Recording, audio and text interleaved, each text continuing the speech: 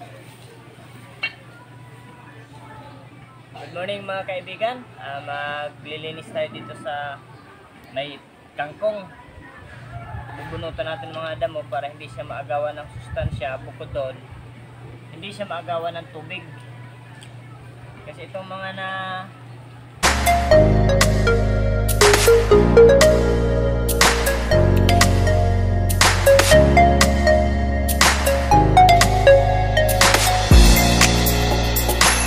tubo rito, yung mga masyadong maano sa tubig, katulad nito oh.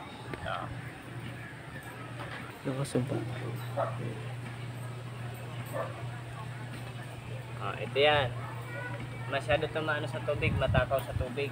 Ibig sabihin, maagawan yung pananim natin. Ngayon, tatanggalan natin ng mga damo-damo. Iba't ibang klaseng damo naman po na tubo rito. Hindi lang naman ganon. Para makabuelo rin sila yung kangkong natin. Kasi ilang araw na lang, pwede na tayo magpitas ng kangkong. Katulad po nito, malaki na oh. Putulin lang yung ano nito, yung tangkay. Okay na, tingnan nyo po. Maganda ba aninag talaga? Ninag. Ganun po, ayan. Itong iba, medyo maliliit pa. Pero, a few days, pwede na rin siyang pitasan. Pang sigang-sigang. Ano po ito? Ito po yung Chinese kangkong na tinatawag. Bumili po ako nito sa market, yung buto. 50 pesos lang naman isang sachet. Marami-rami rin po ng laman. Tapos, isinaboy ko na lang siya rito sa isang flat. Yun, ayan po ang nilabasan niya.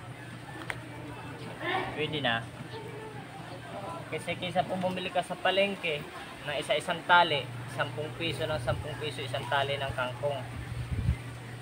Ito, pipitas ka na lang, okay na.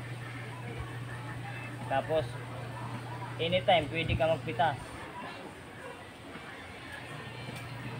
Marami po kasi, ayun o, mga damo na tubo.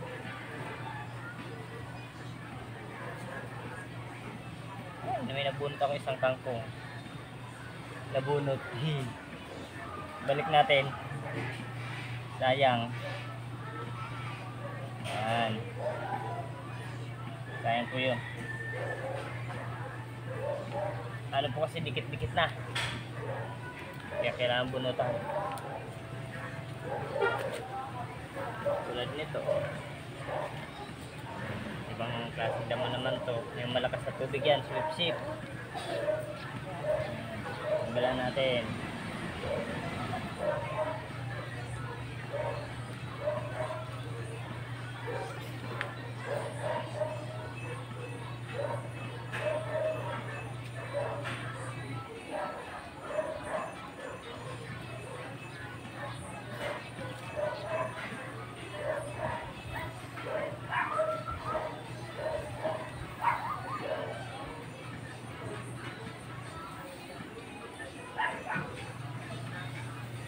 Kala ko hindi sila nagsasanga rin pala. Tingnan mo, i-compress mo, close up mo. Ayan po oh.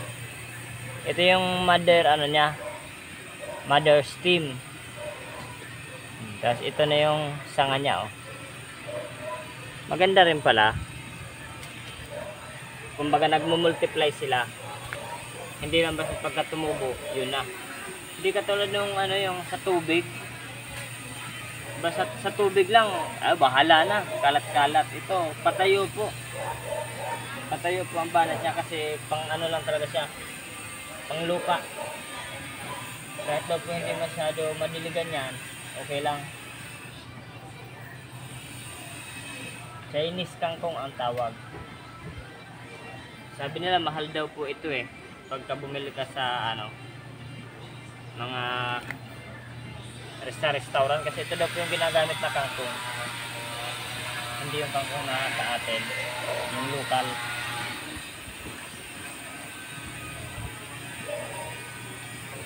First time ko lang po magtanim nito, kangkong na to. Kasi palibasa wala masyadong tubig dito. Kaya ito tinanim ko. Kasi sa probinsya, hindi na po tinatanim yung kangkong. kusa pong natubo sa gilid ng ano, tubigan. Tapos yun, nangunguha na lang. No need na magtanim.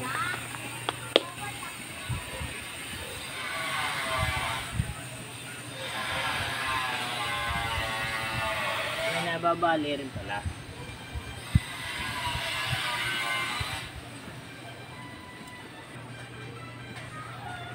Ayan mga kaibigan. Parang okay na. May dilata pa. Lagay pa natin sa scrap. Ayan.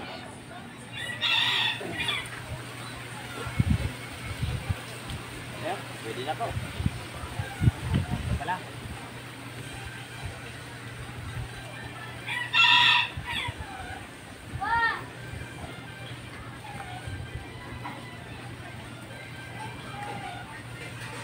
Ayan ang kaibigan. Thank you po. Maraming salamat.